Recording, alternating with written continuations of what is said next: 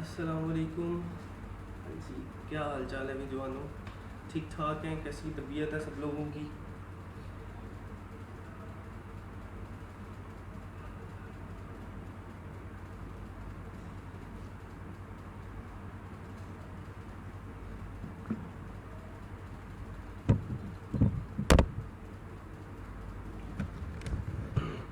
وعلیکم السلام.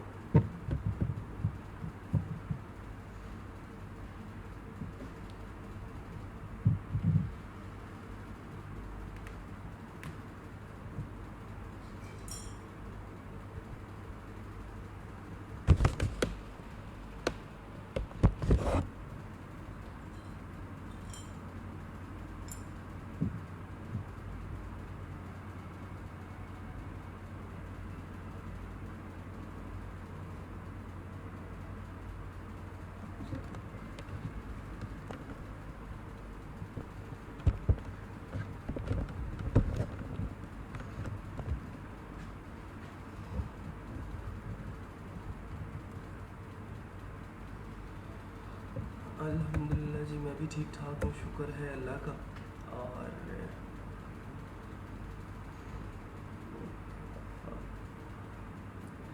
آواز میں ابھی بولا ہی نہیں ہوں, آواز میں کیا بڑھاؤں؟ آواز ٹھیک ہے آئی تھنک. آواز جب بولیں گے تو آئے گی. Sir you are very punctual. Yes I am. اور پنکچوئلٹی جو ہے وہ بہت ضروری ہے زندگی کے اندر, اگر ایک خاص طور پہ فری لانسر کے لیے, کیونکہ اس کے بغیر جو ہے نا گزارا ممکن نہیں ہے ایک فری لانسر کا. آپ کو ٹائم پہ آرڈر ڈلیور کرنا ہوتا ہے, ٹائم پہ کلائنٹ کے ساتھ کمیونیکیٹ کرنا ہوتا ہے, ٹائم پہ جو ہے اس کی ساری کنفیوژنس کو کلیئر کرنا ہوتا ہے, تو یہ بہت ضروری ہے.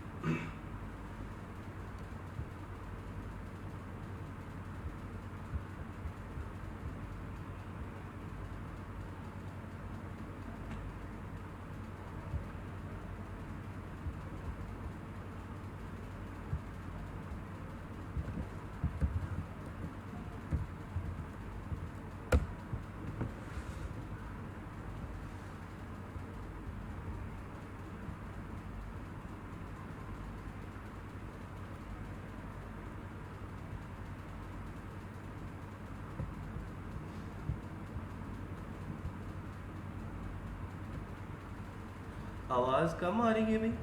کس کس کو آواز کم آ رہی ہے؟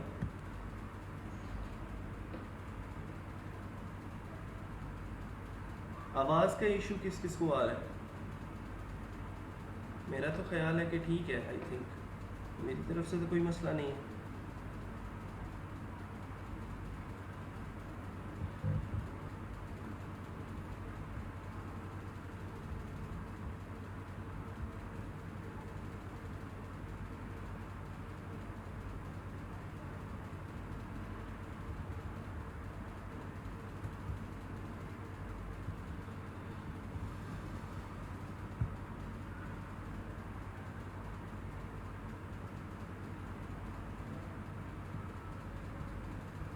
اچھا, آج لیکچر سے پہلے تھوڑا سا جو ہے کل والا لیکچر رپیٹ کر لیتے ہیں.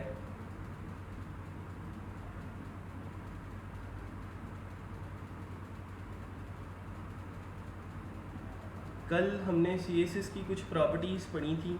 آج جو ہے میں کچھ پوچھوں گا, اس کے ریلیٹڈ آپ جو ہے وہ مجھے جلدی جلدی کمنٹس کے اندر ہی جواب دیں گے, ٹھیک ہے؟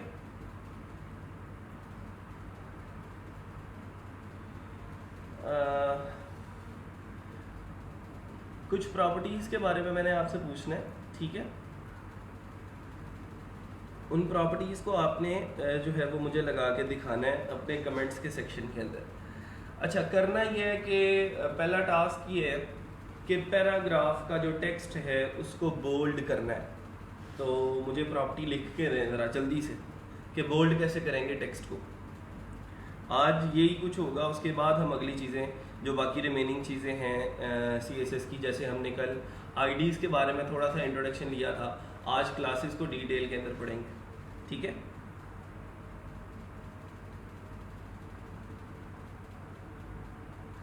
چلیں جلدی کریں ذرا جلدی، ٹائم کم ہے، میں پھر اس کے بعد اگلا سوال کروں گا. پہلا سوال یہ ہے کہ پیراگراف کا ٹیکسٹ جو ہے وہ بولڈ کرنا ہے. نہیں بھائی یہ عبدالاحد نے بی کا ٹیگ لکھ کے دے دیا ہے، ایسے نہیں کریں گے، یہ تو HTML کا ٹیگ ہے. کل CSS پڑھی ہے تو CSS کے بارے میں پوچھا ہے میں نے. شازین عرفہ نے کہا ہے کہ فونٹ ویٹ کی پراپرٹی ہے اور وہ بولڈ کر دیں گے. ٹیکسٹ ویٹ کی کوئی پراپرٹی نہیں ہوتی. Suhaib Akhtar font wait is equal to bold نہیں لکھنا. میں چاہ رہا ہوں کہ ایگزیکٹ آپ جو ہے وہ ٹیکسٹ لکھیں جو CSS میں لکھتے ہیں آپ. از ایکول ٹو نہیں ہوتا، یہاں پہ کالن لگاتے ہیں. بلال نے بھی بولڈ کر دیا ہے بی کے ٹیگ سے، ایسا نہیں کرنا، CSS کی پراپرٹی لگانی ہے اور پیراگراف کو لگانی ہے، تو پیراگراف بھی لکھیں نا ساتھ. فونٹ ویٹ، ہاں یہ طاہر نے کچھ اچھا کام کیا ہے اور رانا محمد نبیل نے بھی کیا ہے. انہوں نے ان لائن میں لگا دیا، انہوں نے ایکسٹرنل میں لگایا. تو ساتھ یہ بھی مینشن کیا کریں نا کہ کس چیز کو آپ جو ہے وہ یہ پراپرٹی لگا رہے ہیں. ٹھیک ہے چلیں move on to the next question.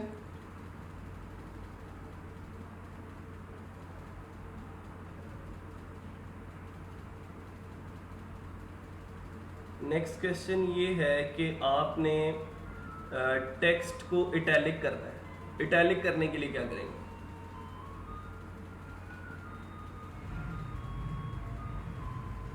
سندس صادق پی style is equal to font style bold. Font style bold نہیں ہوتا، فونٹ ویٹ بولڈ ہوتا ہے.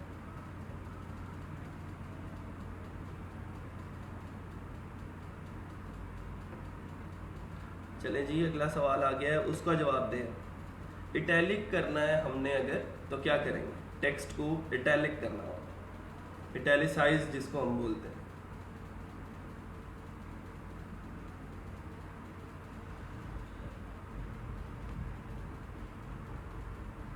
طاہر کا جواب ہے کہ پیراگراف کو ٹارگٹ کیا اور اس کا فونٹ سٹائل جو ہے وہ ہم نے اٹیلک کر دیا. Very good.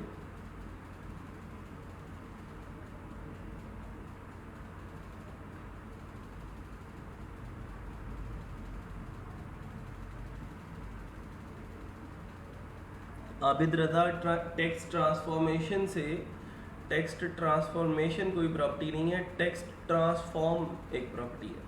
ٹھیک ہے، اس سے اٹیلیسائز نہیں ہوتا، اس سے کچھ اور ہوتا ہے، وہ میں اگلے سوال میں پوچھتا ہوں.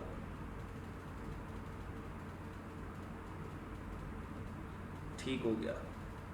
چلیں یہ ٹیکسٹ ڈیکوریشن، پھر ٹیکسٹ ڈیکوریشن کی طرف جا رہے ہیں. ہمایوں شفیق کا کمنٹ آیا ہے، ٹیکسٹ ڈیکوریشن کی پراپرٹی نہیں ہے یہ جو اٹیلیسائز کرنا ہے آپ نے یا اوبلیک کرنا ہوتا ہے یا نارمل ٹیکسٹ رکھنا ہوتا ہے، اس کے لیے ہم فونٹ سٹائل کی پراپرٹی جو ہے وہ یوز کرتے ہیں. یہ بہت چیزیں کنفیوزنگ ہیں، پھر بعد میں آپ لوگوں کو یاد نہیں رہیں گی کہ فونٹ ویٹ کیا کرتا ہے، فونٹ سٹائل کیا کرتا ہے، ٹیکسٹ ڈیکوریشن کیا کرتی ہے، ٹیکسٹ ٹرانسفارمیشن کیا کرتی ہے. ٹھیک ہے، تو یہ تھوڑا سا اس کو دھیان کیا کریں اس کا. اچھا اب اگلی چیز چلے، اگلی پراپرٹی یہ لگانی ہے آپ نے یہ کرنا ہے کہ ٹیکسٹ کو، اور ہیڈنگ کا ٹیکسٹ ہے وہ، ٹھیک ہے، چوتھی ہیڈنگ ہے اور چوتھی ہیڈنگ کو آپ نے انڈر لائن کرنا ہے. اب بتائیں کیسے کریں گے؟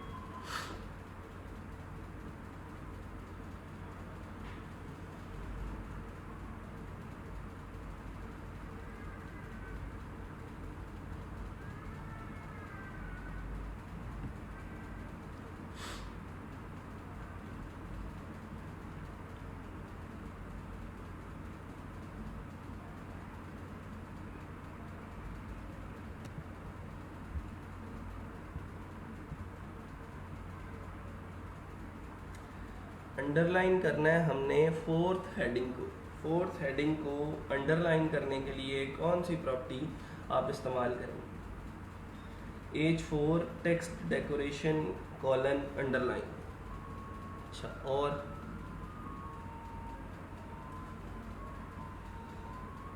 ٹھیک ہے، رانا محمد نبیل، آپ جب سٹائل کے اندر in line C S S کے اندر کام کرتے ہو نا، تو پھر وہ ڈبل کوٹس بھی لگانی ہوتی ہیں آپ نے، وہ آپ بھول رہے ہیں ان کو.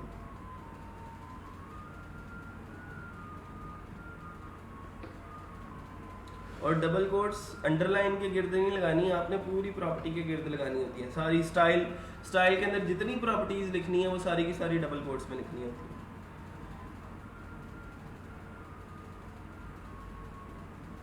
یہ میں in line C S S کی بات کر رہا ہوں، انٹرنل اور ایکسٹرنل کی بات نہیں کر رہا.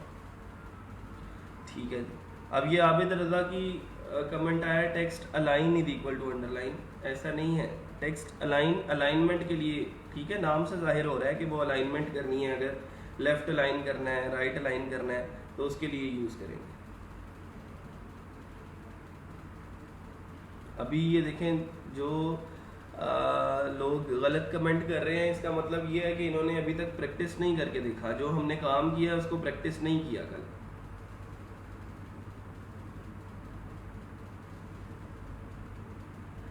ہاں جی بالکل ارسلان، ایسے بھی کر سکتے ہیں جیسے آپ نے بولا.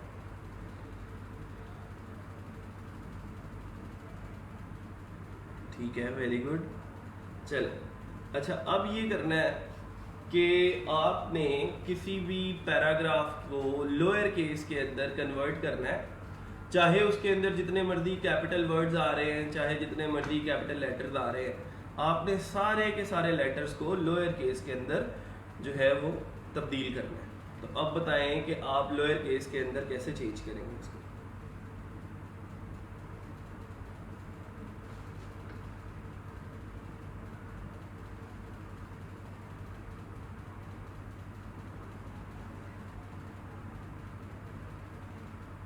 یہ P4 لکھنے کا کیا مطلب ہے بھائی بلال؟ میں نے ہیڈنگ 4 بولا تھا، P4 نہیں بولا.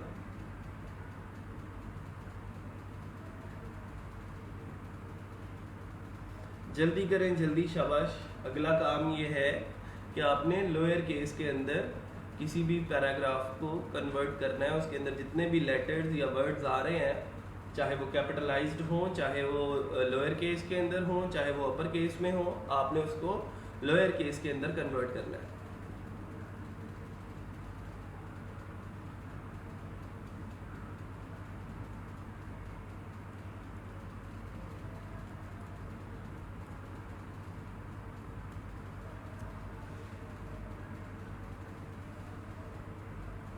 جلدی جلدی جلدی، ٹائم کم ہے اور مقابلہ سخت ہے.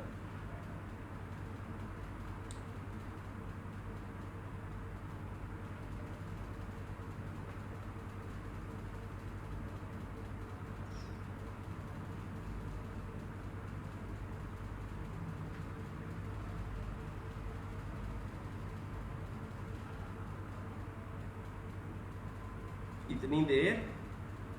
چھوٹا سا کام ہے کہ آپ نے جو لوئر کیس ہے اس کے اندر کنورٹ کرنا ہے پورے پیراگراف کو.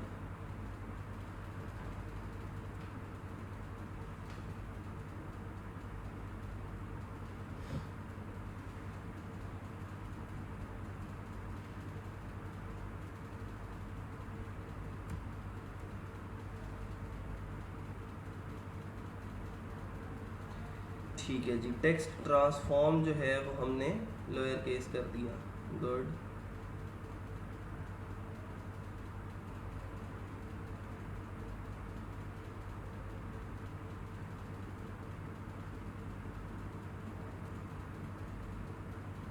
ٹھیک ہے ٹھیک ہے.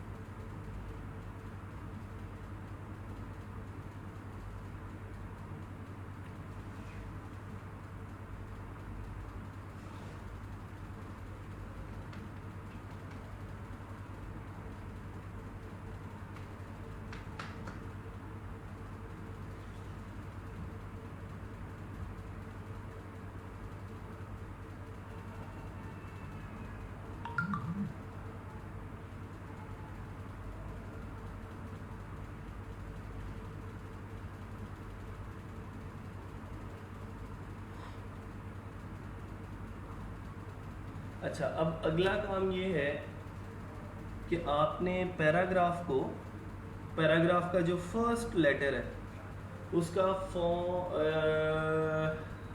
اچھا میں نے تو یہ ایسے ہی بتا دیا. آپ نے سمپل یہ کرنا ہے کہ پیراگراف کا جو فرسٹ لیٹر ہے نا اس کو ذرا بڑا کر کے لکھنا ہے. ٹھیک ہے,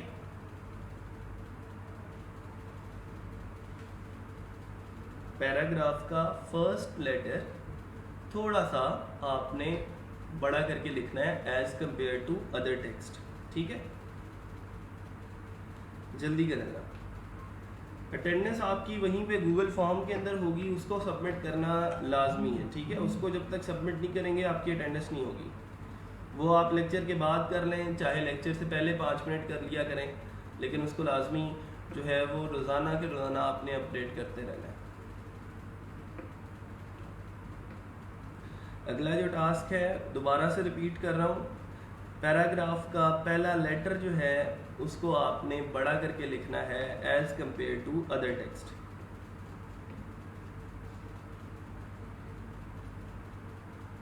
ٹھیک ہے, ویری گڈ.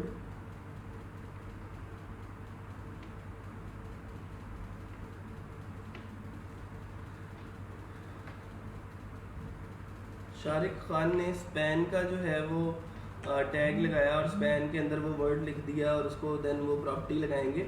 ایسا تھوڑا سا مشکل ہو جاتا ہے. سی ایس ایس کی ڈائریکٹ پراپرٹی ہمارے پاس ہے موجود, ہم ڈائریکٹلی جو ہے وہ فرسٹ لیٹر کو ٹارگٹ کر کے اس کی پراپرٹیز کو, اس کی فونٹ سائز کو, اس کے فونٹ ویٹ کو جو ہے وہ انکریز کر سکتے ہیں.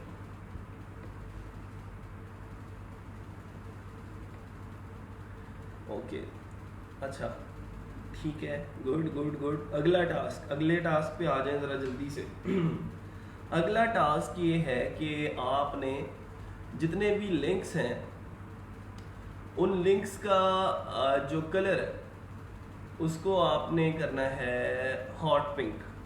ٹھیک ہے, جتنے لنکس ہیں آپ کے پورے ڈاکومنٹ کے اندر, پوری ویب سائٹ کے اندر, ان کا کلر ہاٹ پنک کرنا ہے. جلدی کریں گا.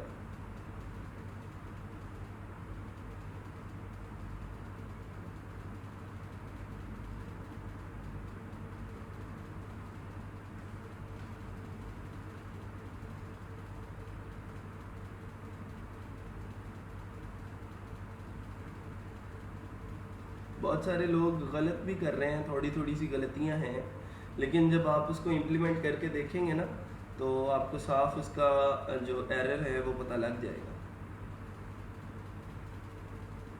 ٹھیک ہے جی, اینکر ٹیکسٹ کا کلر ہاٹ پنک ہو گیا. اب اسی اینکر ٹیکسٹ کو جب آپ ہاور کریں تو دین اس کا کلر جو ہے وہ پرپل ہو جائے. محبوب نے آلریڈی ہاور کر دیا, ہاور کا نہیں کہا تھا میں نے پہلے. آپ نے پہلے اس کا سمپل کلر جو تھا وہ ہاٹ پنک کرنا تھا, لیکن آپ نے جب ہاور کریں اب یہ کرنا ہے کہ اب جب آپ اس اینکر ٹیکسٹ کے اوپر یا اس لنک کے اوپر جب آپ ہاور کریں تو آٹومیٹیکلی اس کا جو کلر ہے وہ پرپل ہو جائے.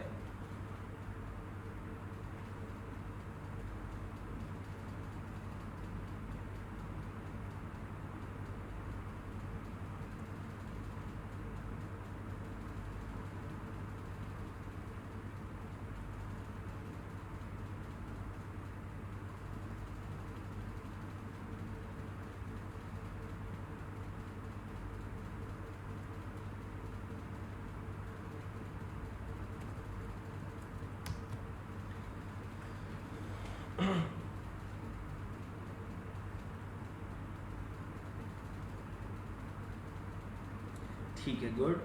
اے کے بعد کالن لگائیں گے اور پھر ہاور لکھیں گے تو پھر اس کے بعد کلر پرپل. ٹھیک ہے, ویری گڈ. چلے ٹھیک ہے ٹھیک ہے ٹھیک ہے. اچھا اب اگلا کام یہ ہے کہ آپ نے امیج ہے ایک, اس امیج کو رائٹ اور لیفٹ دونوں طرف سے 50-50 پکسلز کا مارجن لگانا ہے. ایک امیج کو رائٹ اور لیفٹ دونوں طرف سے 50-50 پکسلز کا مارجن آپ نے دینا ہے.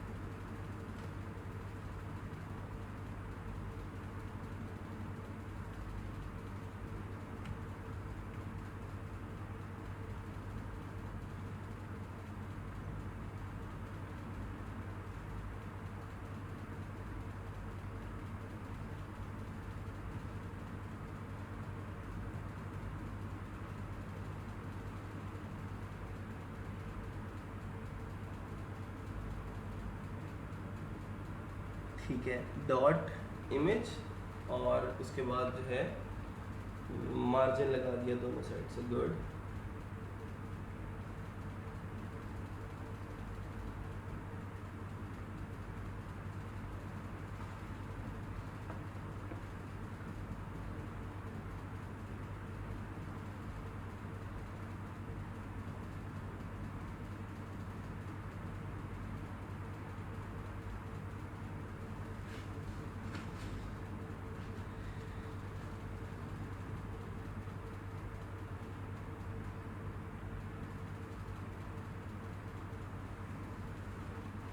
فریدہ آپ پیراگراف کو مارجن لگا رہی ہو، میں نے امیج کو مارجن لگانے کا کہا تھا.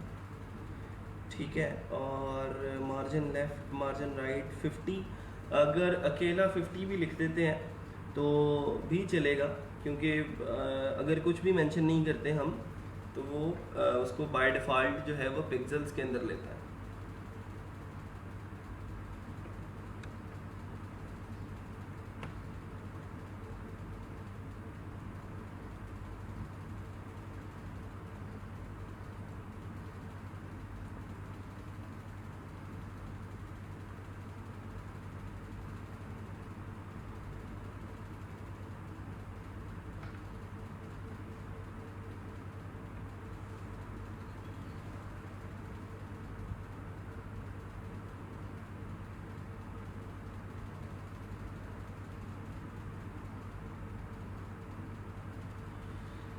اچھا چلے اب چلتے ہیں آگے انڈینٹیشن کی طرف. ہم نے جو ہے پیراگراف جیسے ہی اگلا سٹارٹ کرنا ہوتا ہے تو پہلی لائن کو تھوڑا سا آگے سے سٹارٹ کرتے ہیں. بالکل ہم جو ہے وہ لیفٹ سائڈ سے جو ہے وہ موسٹ لیفٹ سائڈ سے شروع نہیں کرتے، بلکہ تھوڑا سا ہم سپیس دیتے ہیں پہلے اور پھر اس کے بعد جو ہے اس پیراگراف کی پہلی لائن کو شروع کرتے ہیں. تو ایسی انڈینٹیشن کے لیے کون سی پراپرٹی استعمال ہوتی ہے؟ اور انڈینٹیشن آپ نے 100 پکسلز کی دینی ہے. ٹھیک ہے،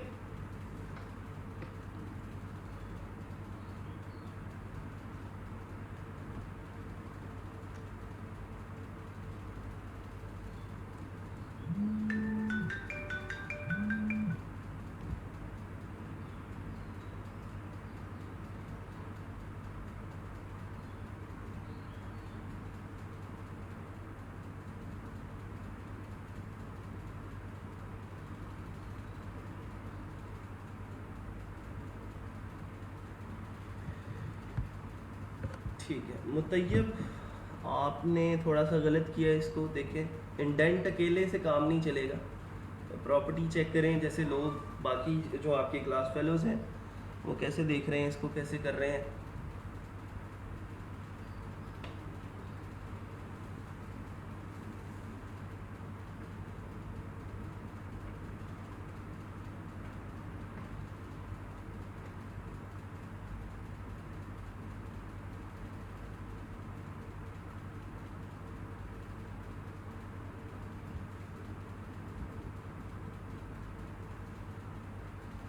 ٹھیک ہے، ٹیکسٹ انڈینٹ کی پراپرٹی ہو گئی، مارجن لیفٹ اور رائٹ بھی ہو گیا. تقریباً ہم نے اپنا جو کل والا لیکچر تھا وہ سارے کا سارا رپیٹ کر لیا. ایک دو چیزیں ہیں جیسے ہم نے ورڈز کے درمیان میں سپیس دینا سیکھی تھی.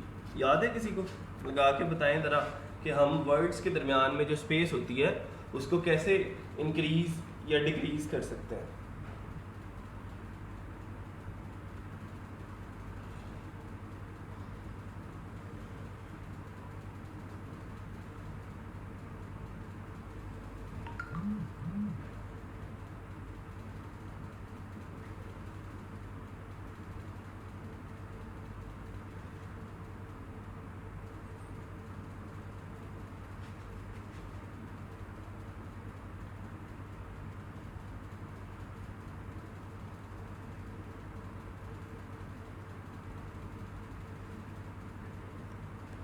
اسی طرح ورڈز کی سپیس ہے اور لیٹرز کی بھی سپیس ہے. لیٹرز کے درمیان جو سپیس ہوتی ہے اس کو بھی ہم انکریز کر سکتے ہیں.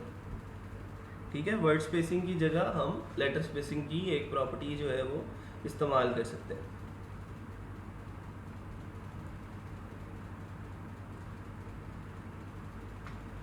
اچھا، ایک ہیڈنگ ہے اور اس ہیڈنگ کا کلر ہم نے بلو کرنا ہے. اور اس کے ساتھ ساتھ ہم نے اس کو جو اس کا سٹائل ہے وہ ورڈانا کرنا ہے. ورڈانا آپ کو پتہ ہے کیا چیز ہے, کس چیز کی ویلیو ہے, کون سی پراپرٹی کی ویلیو ہے, وہ پراپرٹی آپ نے لکھنی ہے اور اس کو ویلیو دینی ہے ورڈانا, VERDANA.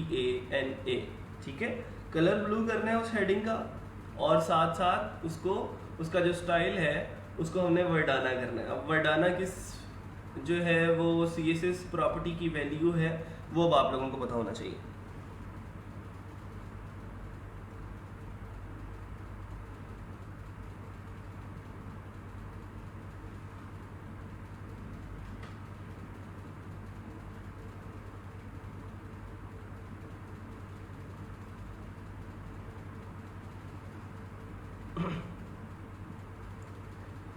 جی جی پوچھیں بن بابر, کیا سوال ہے, پوچھیں آپ. ٹھیک ہے, ویری گڈ.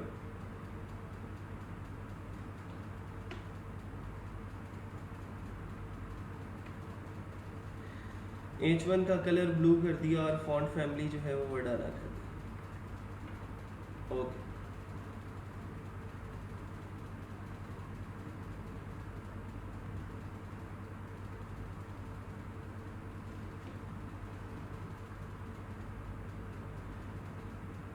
چلیں جی آ جائیں ذرا اب اور آگے باقی چیزوں کو ڈسکس کرتے ہیں جو کل ٹائم کی کمی کی وجہ سے ہم نہیں پڑھ سکے تھے. کل ہم نے آئی ڈی کا کانسیپٹ پڑھا تھا کہ ہم کسی بھی ایک ٹیگ کو کوئی آئی ڈی اسائن کرتے ہیں اور اس کو ہم انٹرنل CSS کے اندر یا پھر ایکسٹرنل CSS کے اندر کال کرتے ہیں, اور کال کرنے کے بعد ہم اس کی پراپرٹیز کو چینج کر دیتے ہیں. ٹھیک ہے,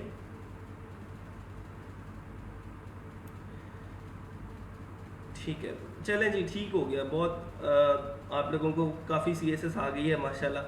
اب کمنٹس کرنا بند کر دیں, اب آگے جو چیزیں ہیں ان کو ڈسکس کر لیتے ہیں. ٹھیک ہے, بس اب کوئی نہیں کرے گا کمنٹ, پراپرٹیز کمنٹ نہیں کرے گا. کوئی کویشچن وغیرہ ہیں تو آپ لوگ ساتھ ساتھ پوچھ سکتے ہیں. بن بابر آپ سوال پوچھ بھی لیں کہ آپ نے یہی پوچھنا ہے کہ سر آپ سے کویشچن ہے ایک. میں تب سے بول رہا ہوں کہ پوچھ لو بھائی, کیا پوچھنا ہے. میں نے پہلے کبھی روکا ہے آپ کو؟ پوچھو کیا پوچھنا ہے. اچھا جی, چلتے ہیں ذرا ادھر. ہم نے کل جو پراپرٹیز پڑھی تھی ان کو رپیٹ جو ہے وہ ہم کر چکے ہیں. اس کے بعد ہم نے ایک کانسیپٹ پڑھنا ہے تھوڑا سا,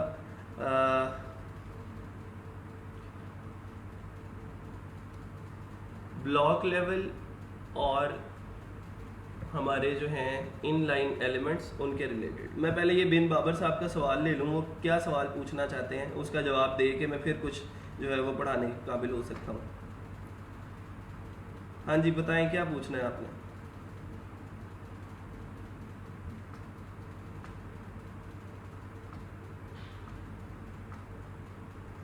یہ وہ والا سوال تو نہیں ہے وہ جو کہتا ہے 1 روپے کا سوال ہے بابا.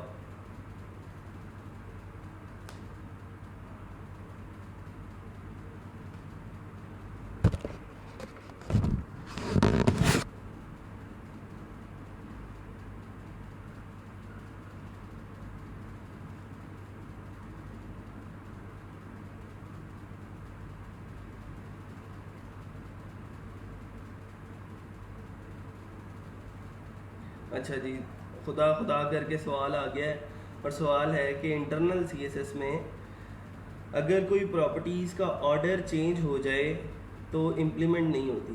کیوں نہیں ہوتی بھائی؟ آپ جیسے مرضی اس کا آرڈر چینج کرتے رہو, کوئی فرق نہیں پڑے گا. یہ دیکھو میں یہاں سے اس کے کمنٹس کو ختم کرتا ہوں.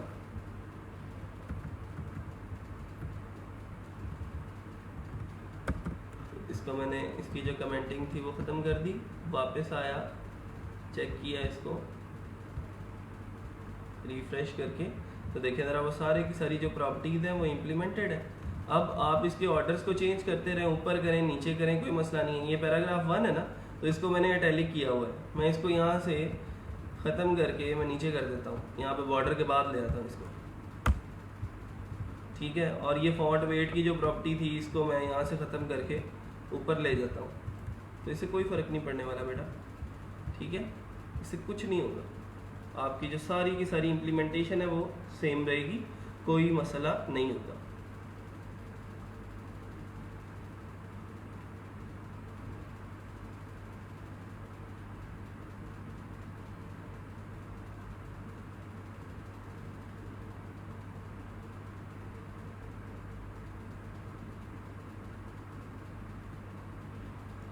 اچھا مدثر, مارجن اور پیڈنگ ہم نے آپ لوگوں کو یاد ہوگا سیل پیڈنگ ایک دفعہ پڑھی تھی, بلکہ کل ہی پڑھی ہے.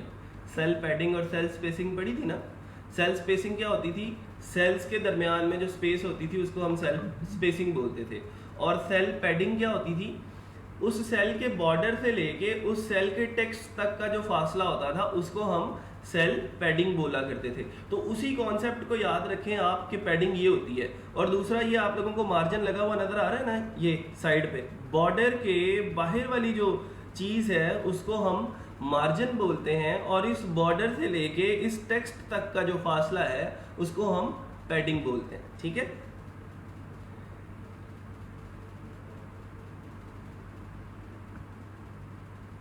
اچھا ارسلان, میں نے کل اس کی کنفیوژن کلیئر کر دی تھی, سب لوگوں کو بتا دیا تھا کہ اس کا لاجک آپ نے کیسے کلیئر کرنا ہے, اس کو اس ٹیبل کو کیسے بنانا ہے. آپ نے اس کو دیکھ لیں کل والی ویڈیو, اور اس کو جا کے ٹرائی کریں. ٹرائی کرنے سے ہوگا, ساری لاجک اب آپ لوگوں کو پتہ چل چکی ہے. اس سے اگلا کام صرف امپلیمنٹیشن ہے. جب تک امپلیمنٹ نہیں کریں گے تب تک کوئی فائدہ نہیں ہے.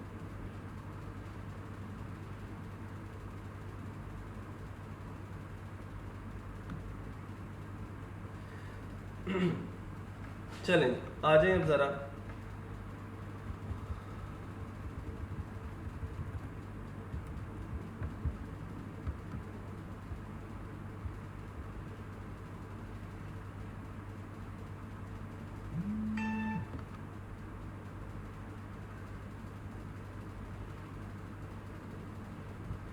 ٹیبل والا کام آپ لوگ کریں, اس کو ٹرائی کریں. ٹھیک ہے, جہاں پہ مشکل آتی ہے آپ لوگ ٹی اے سے پوچھ لیں. ٹھیک ہے, اب جو ہے اس کو ہم ڈسکس کرتے رہے تو وہ ٹائم ضائع ہوگا. باقی سب لوگوں کا 100 لوگ بیٹھے ہیں آن لائن, تو اگر 1-2 لوگوں کا مسئلہ آ رہا ہے تو پھر تو میں اس کو نہیں چھیڑوں گا. اگر ساری کلاس کو مسئلہ آ رہا ہے پھر تو ٹھیک ہے. ٹھیک ہے, تو وہ پھر آپ لوگوں کے لیے جو ہے وہ انوائنگ ہو جائے گا. آپ لوگ بیٹر حل اس کا یہ ہے کہ پہلے خود سے ٹرائی کریں, نہیں ہوتا تو پھر کسی ٹی اے سے جو ہے وہ آپ کانٹیکٹ کر لیں.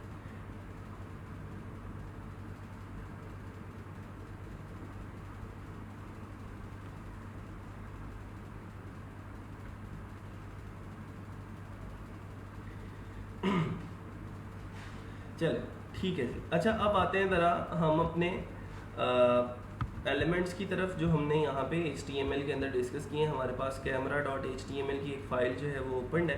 یہاں پہ میں آپ لوگوں کو تھوڑی سی ایگزامپلز جو ہیں وہ کر کے دکھاؤں گا, اس کو ذرا غور سے دیکھ لیں.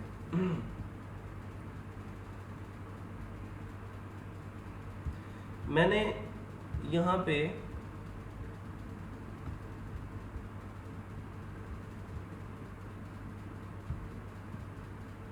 باڈی کے اندر چلتے ہیں. یہاں پہ میں نے ایک H1 لکھا اور اس کے اندر میں نے آئی لو پاکستان لکھا, اور نیچے جو ہے وہ میں نے ایک پیراگراف شروع کر دیا. اس پیراگراف کے اندر میں نے کوئی ڈمی ورڈز جو تھے وہ ڈال دیے. ٹھیک ہے, ریفریش کیا اس کو, تو اب یہ میرے پاس آئی لو پاکستان ایک ہیڈنگ آ گئی اور نیچے جو ہے وہ ایک پیراگراف.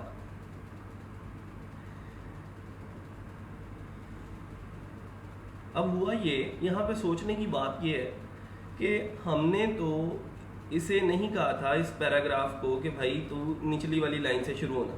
میں یہاں پہ اگر آپ لوگوں کو اور زیادہ ایزی کر کے بتا دوں تو یہاں پہ میں پیراگراف کو کہتا ہوں کہ بھائی جیسے ہی H1 ختم ہو ہمارا, آپ جو ہے وہیں سے شروع ہو جانا. ٹھیک ہے, جیسے یہ میرا H1 ختم ہوا وہیں سے جو ہے وہ ہمارا پیراگراف جو ہے وہ سٹارٹ ہوگا.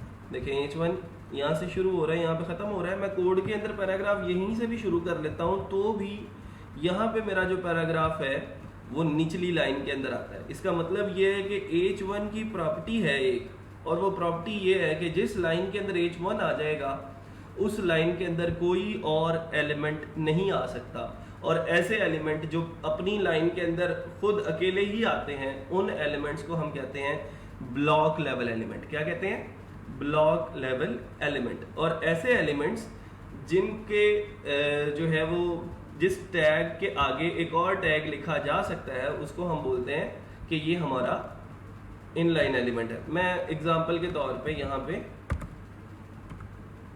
लिखता हूँ इमेज, ठीक है। अच्छा, अब इमेज लिखा और मैंने इस इमेज का कोई भी सोर्स जो है वो इसको दे दिया। हमारे पास इमेज पड़ी है कोई, चले मैं इंटरनेट से उठा लेता हूँ, कोई भी इमेज उठा लेता हूँ। ये गूगल की ही इमेज उठा लेते हैं, अगर गूगल उठाने दे तो। नहीं उठा, चले नहीं तो ना सही, ऐसे नहीं तो ऐसे सही। ये वाली गूगल की इमेज मैंने उठाई यहाँ से, इसका मैंने यूआरएल कॉपी किया, तो यहाँ पे आए तो सोर्स के अंदर मैंने इसका यूआरएल दे दिया। वापस आए, रिफ्रेश किया इसको, तो अब मेरा उस टेक्स्ट के बिल्कुल नीचे, उस पैराग्राफ के बिल्कुल नीचे जो है वो गूगल का इमेज आया। इसका मतलब ये है कि पैराग्राफ भी फिर एक ब्लॉक लेवल एलिमेंट हुआ। पैराग्राफ ने भी उसको वहां पे नहीं आने दिया। मैं इसका अगर टेक्स्ट थोड़ा सा कम भी कर दूं, अगर वन लाइनर कर दूं ताकि आप लोगों को ये कंफ्यूजन क्लियर हो जाए, ले, ठीक है। तो इसका मतलब ये है कि इमेज भी अगली लाइन में आया। लेकिन अगर चेक करना हो कि क्या इस इमेज के आगे अगर मैं कुछ लिखता हूं तो क्या वो यहाँ पे आएगा या नहीं, तो मैं एक एंकर टैग शुरू करता हूँ और उसके अंदर मैं गूगल का ही जो है वो टेक्स्ट दे देता हूँ। गूगल का लिंक दे दिया मैंने, यहाँ से कॉपी किया गूगल का लिंक, ठीक है। और href के अंदर गूगल का लिंक दिया और यहाँ पे मैंने लिख दिया गो टू गूगल, ओके। वापस आया और मैंने अपना पेज रिफ्रेश किया, तो अब ये देखें ये क्या हुआ है, ये तो इमेज के बिल्कुल आगे ये लिंक लग गया, ठीक है। तो मतलब ये हुआ कि ये जो लिंक है ये या फिर ये इमेज, ये ब्लॉक लेवल एलिमेंट नहीं है। इसको चेक करने के लिए कि क्या ये इमेज, ये जो लिंक है ये ब्लॉक लेवल एलिमेंट है या नहीं, हम इसके आगे भी कुछ लिख लेते हैं, ठीक है। इसके आगे हम क्या लिखें, इसके आगे एक और लिंक लगा के देख लेते हैं। वो लिंक हमने जो है वो गूगल का दे दिया और मैंने यहाँ पे लिख दिया गो टू गूगल, google.com। वापस आया, इसको मैंने रिफ्रेश किया तो वो गो टू google.com भी सिंपल उसके सामने आ गया। इसका मतलब ये हुआ कि कुछ एलिमेंट्स हमारे पास HTML के अंदर ऐसे होते हैं जो अपनी लाइन के अंदर किसी और एलिमेंट को नहीं आने देते। ऐसे एलिमेंट्स को हम ब्लॉक लेवल एलिमेंट बोलते हैं, और ऐसे एलिमेंट्स जिनके आगे हम दूसरे एलिमेंट्स को लिख सकते हैं उसको हम इन लाइन एलिमेंट बोलते हैं। दोनों के अंदर फ़र्क वादे हो गया, मैंने इम्प्लीमेंट करके दिखा दिया। अगर कोई मुश्किल है तो बताएं।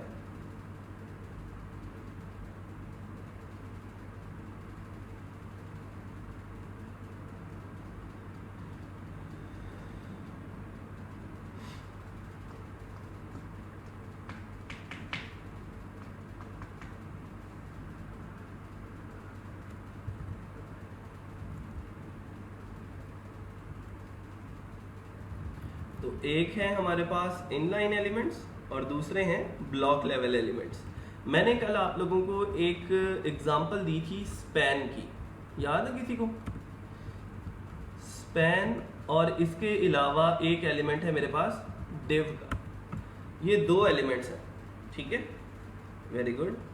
ये दो एलिमेंट्स जो हैं ये हमारे इनका अगर मैं बात करूं कि इनका अपना क्या रोल है, जैसे हमने बात की कि H1 का रोल ये है कि वो थोड़ा सा टेक्स्ट को जो है वो बोल्ड करके लिख देता है, बड़ा करके लिख देता है। तो स्पैन क्या करता है? स्पैन कुछ भी नहीं करता। डिव क्या करता है? डिव कुछ भी नहीं करता।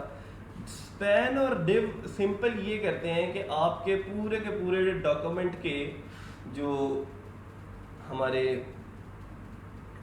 एलिमेंट्स हैं उनके सेक्शंस बनाने के लिए इस्तेमाल होते हैं, ठीक है। सेक्शंस बनाने के लिए आप इसको कह सकते हो कि ये जो स्पैन है, ये स्पैन हमारा एक इनलाइन एलिमेंट है, और जो डिव है ये हमारा एक ब्लॉक लेवल एलिमेंट है। मैं उसकी एग्जांपल आप लोगों को बता देता हूँ। اگر میں یہاں پہ ہم نے امیج لگایا نیچے, یہ امیج لگایا تھا, یہ امیج کا کوڈ میں آپ لوگوں کو ہائی لائٹ کر کے دکھا دیتا ہوں, یہ امیج کا کوڈ ہے, ٹھیک ہے. اس امیج کے بالکل آگے میں ایک اور امیج لگا دیتا ہوں, واپس آتے ہیں, ریفریش کرتے ہیں, تو بالکل اس امیج کے آگے وہ جو امیج ہے وہ لگ جاتا ہے. اب کیا کرتے ہیں, اب اسپین کے اندر آتے ہیں اور اسی امیج کا کوڈ ڈال دیتے ہیں سب سے اوپر آئے اسپین کے اندر, اور اس امیج کا کوڈ جو تھا وہ میں نے ڈال دیا. تو اب دیکھیں وہ آئی لو پاکستان سے اوپر ایک امیج آ گیا. اب وہی اسپین, وہی کوڈ امیج کا جو ہے وہ میں ڈیو کے ٹیگ میں ڈال رہا ہوں. اب کیا ہونے والا ہے, اب وہ گوگل کا امیج یہاں پہ شو ہوگا یا اس گوگل کے نیچے شو ہوگا, بتائیں. امیج کو میں نے ایک دفعہ اسپین میں رکھا ہے اور ایک دفعہ میں نے ڈیو کے اندر رکھا ہے. تو اب جو لوگ کہتے ہیں کہ سر یہ گوگل, اس گوگل کے آگے ایک اور گوگل شو ہو جائے گا, وہ ہاتھ کھڑا کریں. اور جو لوگ کہتے ہیں کہ اس گوگل کے نیچے جو ہے وہ ہوگا نیا والا گوگل, تو وہ بتائیں کمنٹس کے اندر کہ سر یہ کیسے ہونے والا ہے. ٹھیک ہے جی, وہ کہہ رہے ہیں نیکسٹ لائن کے اندر, تو چیک کر کے دیکھ لیتے ہیں. ریفریش کیا اس کو, تو اب دیکھیں ذرا ڈیو نے کیا کیا کہ ڈیو نے اس امیج کو بھی ایک بلاک لیول ایلیمنٹ بنا دیا. حالانکہ ایک امیج جو ہے, امیج کا ٹیگ جو ہے وہ بذات خود ایک ان لائن ایلیمنٹ ہے, لیکن جب ہم کسی ان لائن ایلیمنٹ کو ہم کسی ڈیو کے اندر انکلوز کر دیتے ہیں تو وہ ان لائن ایلیمنٹ بھی ایک بلاک لیول ایلیمنٹ بن جاتا ہے. ٹھیک ہے,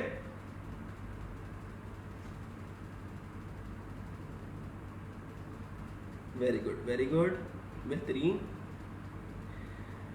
ٹھیک ہے, اچھا اب اس سے آگے چلتے ہیں. تو کانسیپٹ سمجھ میں آ گیا ان لائن کا اور بلاک لیول ایلیمنٹ کا, اور دونوں کا جو ڈفرینس ہے کہ اسپین جو ہے وہ ایک ان لائن ایلیمنٹ ہے اور جو ڈیو ہے وہ ایک بلاک لیول ایلیمنٹ ہے.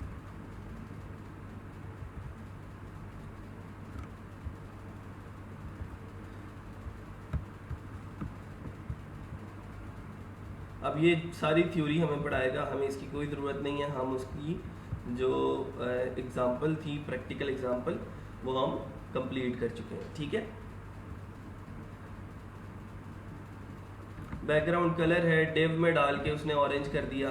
اچھا ایک اور فائدہ ڈیو کا وہ یہ ہے, میں آپ لوگوں کو اگر اس کی ایک سادہ سی ایگزامپل بتا دوں. یہ پیراگراف یہاں سے اس کو میں نے ختم کر دیا. میں نے ایک ڈیو کریٹ کیا, اس ڈیو کے اندر میں نے پہلے h1 لکھا, اس h1 میں لکھا جی Kashmir is part of Pakistan, اور اسی ڈیو کے ٹیگ کے اندر ہی میں نے ایک پیراگراف کا ٹیگ بھی شروع کر دیا. ٹھیک ہے, اگر دونوں کو ڈیو کریں گے تو وہ دونوں ہی بلاک لیول ایلیمنٹ ہو جائیں گے.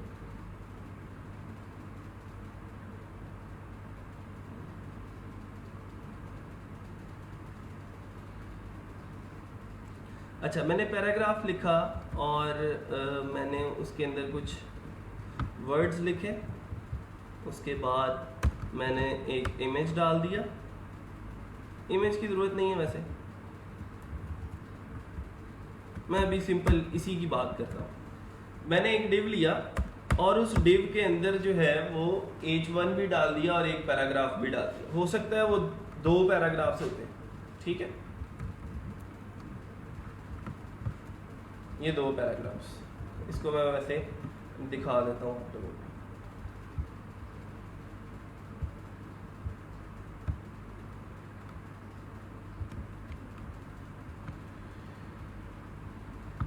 تو یہ ہمارے پاس یہ ایک ڈیو آ گیا جس کے اندر لکھا ہوا ہے کہ کشمیر از دا پارٹ آف پاکستان, اور نیچے اس کے یہ 2 پیراگرافس ہیں.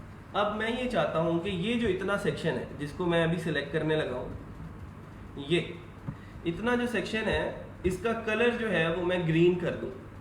تو اس سے پہلے مجھے کیا کرنا پڑنا تھا کہ میں h1 کو ٹارگٹ کرتا. ٹھیک ہے, یہاں پہ میں لکھتا اسٹائل, اور پھر میں اس کو کلر کی پراپرٹی دیتا اور اس کو میں کرتا گرین. اتنا کام کرنے سے سمپل میرا h1 جو ہے وہ گرین ہونا تھا. फिर उसके बाद मैं पैराग्राफ के अंदर जाके सेम यही प्रॉपर्टी लगाता, फिर उसके बाद मैं अगले पैराग्राफ के अंदर जाके सेम यही प्रॉपर्टी लगाता। इसकी बजाय मैंने क्या किया, इन तीनों टैग्स को, H1 को, पैराग्राफ को और निचले पैराग्राफ को इस डिव के अंदर इनक्लोज किया और इस डिव को जाके यही वाली प्रॉपर्टी लगा दी कि स्टाइल लिखा और इसे कहा कि भाई इसका जो कलर है तुम ग्रीन कर दो, क्योंकि पाकिस्तान का जो झंडा है उसमें ग्रीन कलर ज़्यादा वादे है, तो हम जो है इसको ग्रीन कर देते हैं। तो अब देखें ज़रा, वो जो हमारी हेडिंग थी वो भी पहला पैराग्राफ भी और दूसरा पैराग्राफ भी हमारा कलेक्टिवली ग्रीन हो चुका है। तो यहाँ से हमें उस डिव का या फिर उस स्पैन का जो फ़ायदा है वो पता लग जाता है कि हम इस डिव के अंदर, डिव खुद तो कुछ नहीं करता लेकिन इसके कुछ सेक्शंस हम बना लेते हैं और उन सेक्शंस के अंदर हम मल्टीपल एलिमेंट्स को इनक्लोज करके कलेक्टिवली उनकी प्रॉपर्टीज़ को चेंज या एडिट कर सकते हैं। ठीक है,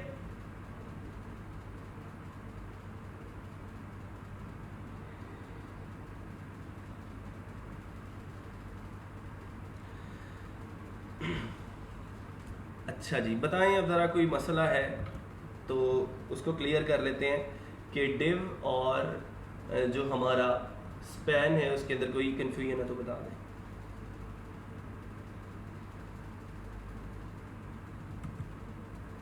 डिव के अंदर हमेशा हम उन एलिमेंट्स को रखते हैं जिन एलिमेंट्स की प्रॉपर्टीज़ को कलेक्टिवली हमने चेंज करना होता है। ठीक है, अगर हमने अलग-अलग से ही चेंज करना है तो फिर उसके लिए हमारे पास इनलाइन CSS मौजूद है। अगर मैं चाहता हूँ कि हेडिंग की कलर कुछ और कर दूँ तो फिर मैं उसके हेडिंग के इनलाइन CSS के अंदर जाके उसको चेंज कर दूँगा। Okay, very good. आजकल बड़ी जल्दी नहीं समझ आने लगी आप लोगों को। In short, div time save करती है। हाँ जी बिल्कुल, डिव जो है वो टाइम सेव करता है आपका और आपके डॉक्यूमेंट्स के सेक्शंस बना देता है और उन सेक्शंस को आप जो है वो अलग अलग से हैंडल कर सकते हो कि फलां सेक्शन जो है उसके अंदर इतने पैराग्राफ है तो उनका कलर ये करना है, उनको मार्जिन इतना लगाना है, उनको पैडिंग इतनी लगानी है, निचले जो पैराग्राफ है उनकी पैडिंग कम करनी है, उनका मार्जिन कम करना है।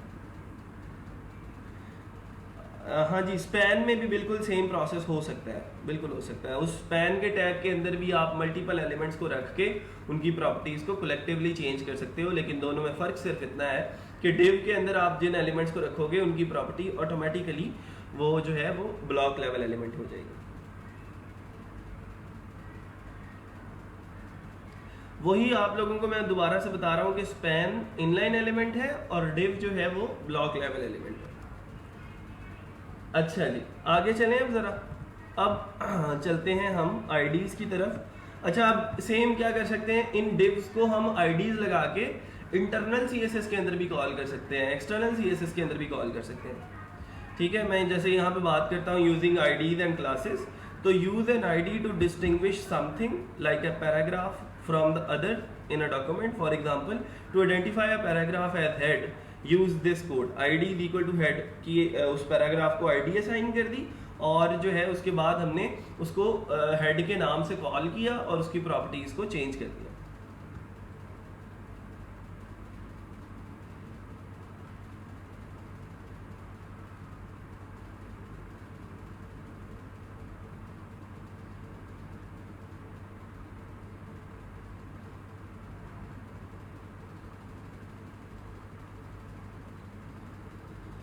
अच्छा जी, हमने कल आईडीज़ लगाना सीख लिया था। अब थोड़ा सा मैं अगर आप लोगों को इसका और ज़्यादा कन्फ्यूजन क्लियर कर दूं तो हम क्या करते हैं कि इस डिव को उठाते हैं। ठीक है, मैंने इसकी प्रॉपर्टी यहाँ से जो थी इनलाइन CSS की वो ख़त्म कर दी। मैंने इस डिव को एक आईडी असाइन कर दी और इस आईडी का नाम रख दिया मैंने कश्मीर। कुछ भी नाम रख सकते हैं आप अपनी मर्ज़ी से, ठीक है, कोई भी नाम हो सकता है। अब उस आईडी को मैं ऊपर इंटरनल CSS के अंदर कॉल कर लूँ, चाहे स्टाइल के टैग के अंदर जाके मैं हैश लिखता हूँ और कश्मीर लिख देता हूँ। ठीक है, उसके बाद मैं उसका जो कलर है वो मैं रेड कर देता हूँ। तो वापस आके देखते हैं इसको ज़रा। ठीक है, तो अब वो रेड हो चुका है। तो इसका मतलब ये है कि आप डायरेक्टली इन चीज़ों को ऐसे टारगेट कर सकते हैं। अगर आप डिव लगा के اس طرح کرنا چاہتے ہیں. لیکن ایک اور بڑی امپورٹنٹ چیز جو ہم کلاسز کے اندر پڑھیں گے,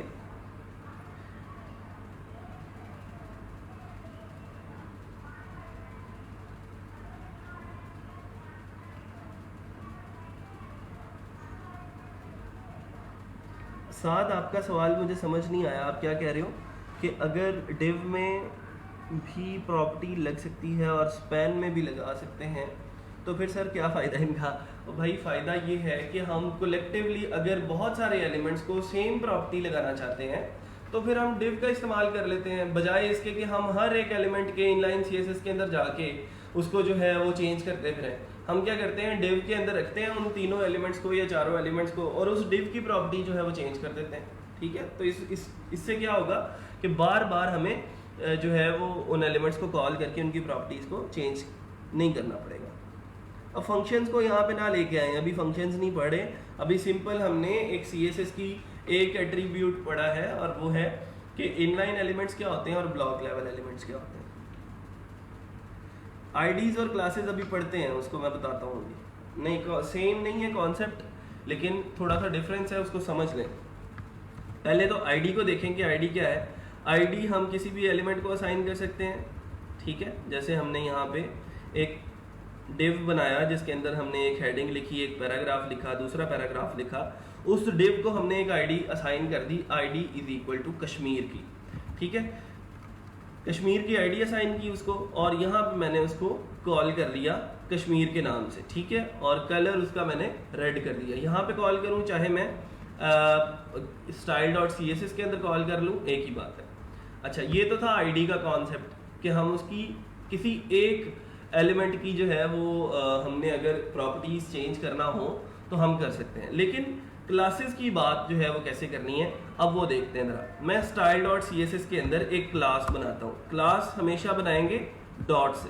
ٹھیک ہے, ڈاٹ سے کلاس بنا کے میں کیا کرتا ہوں, اس کا جو فونٹ فیملی ہے وہ میں ورڈانا کر دیتا ہوں. ٹھیک ہے, اس کا جو فونٹ سائز ہے وہ میں کر دیتا ہوں 50 پکسلز. اس کا جو فونٹ ویٹ ہے, فونٹ ویٹ وہ میں بولڈ کر دیتا ہوں. یہ تین پراپرٹیز جو ہیں وہ میں نے ایک کلاس کے اندر بنا کے رکھ لی کہ کلاس ایک کلاس ہے. ٹھیک ہے, اور اس کلاس کا جو نام ہے وہ بھی ہم رکھ سکتے ہیں. پہلے سمپل میں بتانا جو آپ لوگوں کو چاہ رہا ہوں وہ دیکھ لیں کہ کیا ہے کانسیپٹ جو ہے وہ کیا ہے. Classes is equal to class, اس کا نام رکھا. ٹھیک ہے, اس کلاس کا کوئی بھی آپ نام رکھ لیں. آپ, میں نے ابھی فی الحال اس کا نام کلاس رکھا ہے. ویسے آپ کی آسانی کے لیے میں اس کو چینج کر کے جو ہے وہ میں اس کا نام رکھ دیتا ہوں, لیٹ سپوز فیصل آباد. فیصل آباد میں نے اس کا نام رکھ دیا FSD. ٹھیک ہے, اب یہ میں نے کلاس تو بنا لی. اب اس کلاس کو جو ہے وہ میں نے اسائن کرنا ہے. میں نے جس ایلیمنٹ کو وہ کلاس اسائن کرنی ہے وہ آٹومیٹیکلی یہ والی پراپرٹیز جو میں یہاں پہ اس کلاس کی باڈی کے اندر لکھ چکا ہوں وہ پراپرٹیز اس ایلیمنٹ کے اوپر جا کے امپلیمنٹ ہوتی جائیں گی. ٹھیک ہے, چلتے ہیں ذرا. کیمرہ ڈاٹ HTML کے اندر جاتا ہوں اور میں نیچے سے کچھ پیراگرافس لے لیتا ہوں. جیسے یہ والا پیراگراف ہے, اس پیراگراف کو میں وہ والی پراپرٹیز اسائن کرنا چاہتا ہوں. ابھی کوئی پراپرٹی اس کو نہیں لگی ہوئی, تو میں نے کیا کیا, اس کو میں نے کلاس لگائی, ایک کلاس کا کی ورڈ لکھا اور اس کے اندر اس کلاس کا نام لکھ دیا جو میں نے style dot C S S کے اندر بنائی تھی. Class is equal to Faisal آباد. ٹھیک ہے, ایک چیز. اب اس کو ذرا میں ریفریش کر کے دیکھتا ہوں تو نیچے والا, سب سے نیچے والا جو پیراگراف ہے وہ دیکھتے ہیں چینج ہوا ہے یا نہیں. اس کے اوپر کوئی اور امپلیمنٹیشن تو نہیں ہو رہی کسی اور پیراگراف کی. 3 2 1 گو ٹو ٹاپ. سیو کیا style dot C S S کو, ڈاٹ فیصل آباد, اور ادھر سے ہم نے class is equal to Faisal آباد لکھ دیا.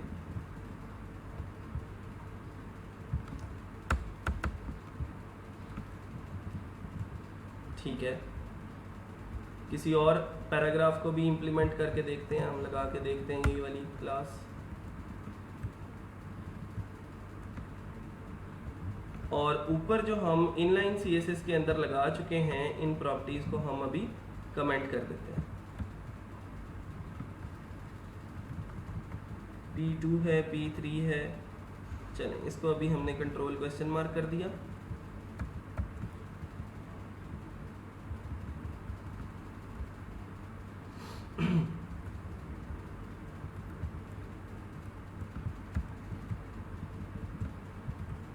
یہ کنیکشن اس کا ہوا ہے, کل کر لیا تھا, کنیکشن کیا تھا ہم نے کہ نہیں کیا تھا بھائی؟ style.css کنیکشن تو ہوا ہے, تو پھر امپلیمنٹ کیوں نہیں ہوا؟ P1 کا کلر جو ہے وہ گرین ہے, P1 کا کلر گرین ہے, ٹھیک ہے. کشمیر از اے پارٹ آف پاکستان. میں اس کشمیر کو یہاں پہ کال کرتا ہوں ذرا پہلے. یہ کشمیر ہے, اس کو آئی ڈی ہم نے کشمیر کی دی تھی. اس کے بعد ہم نے یہاں پہ اس کو ہیش سے کال کیا.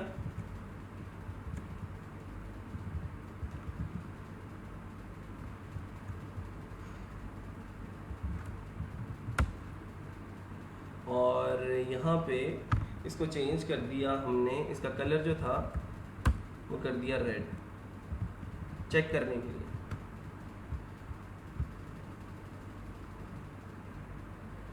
تو کشمیر کا کلر ریڈ نہیں ہوا, وائی؟ ڈائریکٹری چینج تو نہیں کی اس کی؟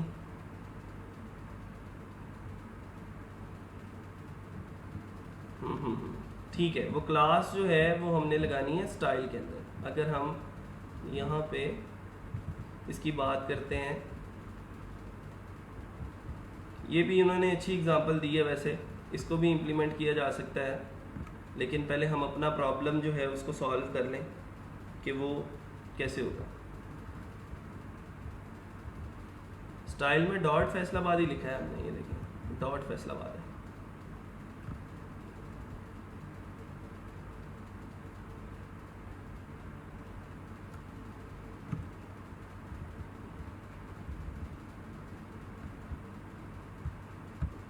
واپس آئے, یہ اسٹائل سی ایس ایس مجھے لگ رہا ہے کہ لنکنگ کے اندر کوئی مسئلہ ہے, کیونکہ اس نے کلر بھی ریڈ نہیں کیا کشمیر کا.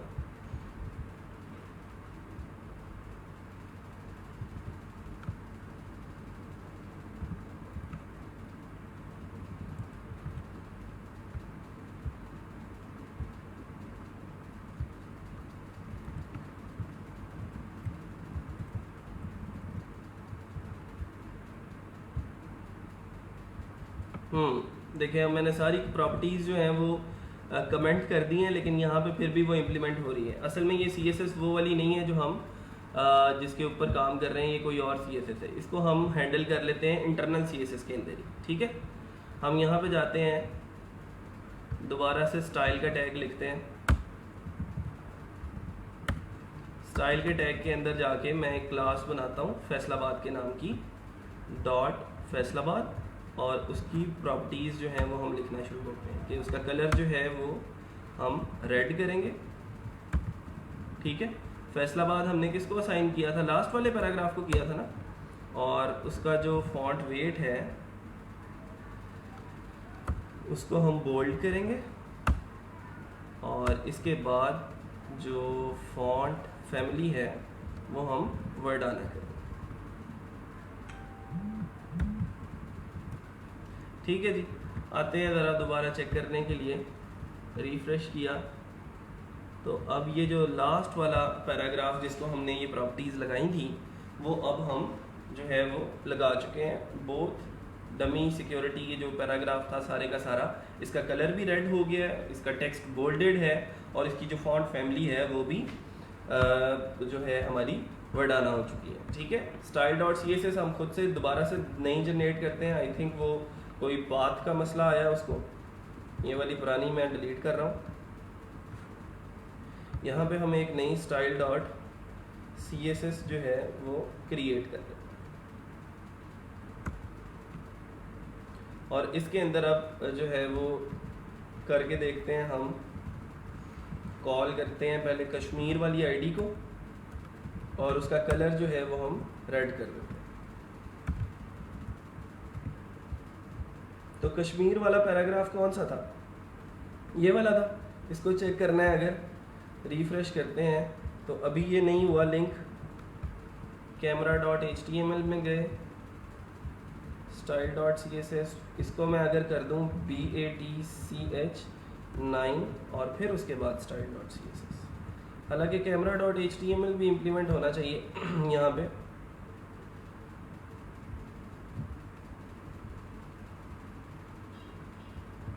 ٹھیک ہے,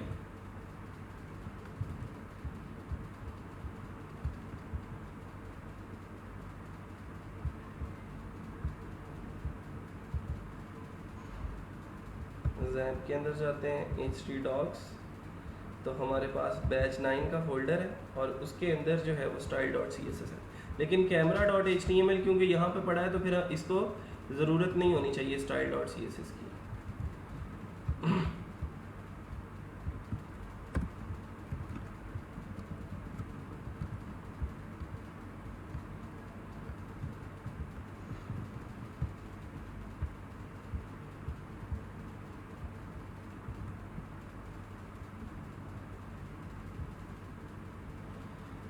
اچھا, پہلے ابھی کانسیپٹ اس کا کلیئر کر لیں, اس کو دیکھتے ہیں بعد میں. لنک والا سیکشن جو ہے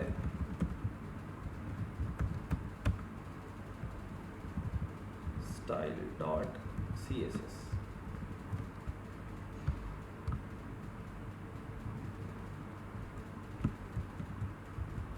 اچھا, ابھی ہمارا کام جو تھا وہ یہ تھا کہ ہم نے ایک آئی ڈی اور ایک جو ہمارا کلاس والا سیکشن ہے اس کو جو ہے وہ کرنا ہے. سر جی ریسٹارٹ کر لیں سب لائن کو. نہیں, ریسٹارٹ کرنے سے کچھ نہیں ہوگا, جیسے مرضی کرتے رہیں. لیکن وہ مجھے لگ رہا ہے کہ اس کی لنکنگ کے اندر کوئی مسئلہ آ رہا ہے, اس کو وہ بعد میں دیکھتے ہیں. ابھی سمپل آپ لوگ یہ کریں کہ جو کانسیپٹ ہے آئی ڈی کا اور ہمارا جو کلاس کا کانسیپٹ ہے اس کو ذرا دوبارہ سے ریپیٹ کر کے دیکھ لیں, چیک کر لیں کہ وہ ہم نے اس کو کیسے امپلیمنٹ کیا. اچھا, ابھی یہ ہوا کہ آئی ڈی کے ذریعے یہاں پہ میں نے جیسے یہ نیچے والا سٹائل لکھا تھا,